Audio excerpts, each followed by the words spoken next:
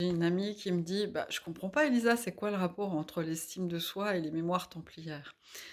Il y a plein de gens qui ont des problèmes d'estime de soi. Donc oui, c'est clair que le problème d'estime de soi est pas que lié aux mémoires templières. Ce qui est associé spécifiquement aux mémoires templières, c'est un sentiment de culpabilité assez intense, un sentiment de ne pas réaliser ce qu'on a réalisé et puis surtout une lutte contre une part de soi qui peut générer, de la fatigue, de la procrastination et du boycott.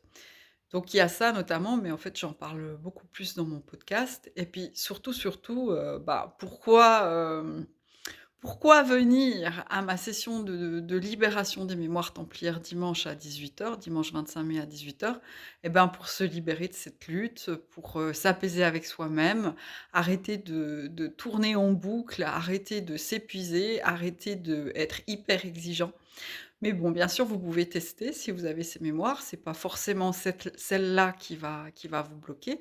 Mais ce qu'il faut savoir, c'est que quand on porte une mémoire, on porte son potentiel et sa limitation. Donc, à quoi ça sert de se libérer, des limitations? Ben, ça sert à être, plus soi-même et donc à retrouver le sens, de son existence et se reconnaître, voir sa valeur et se l'offrir et l'offrir au monde.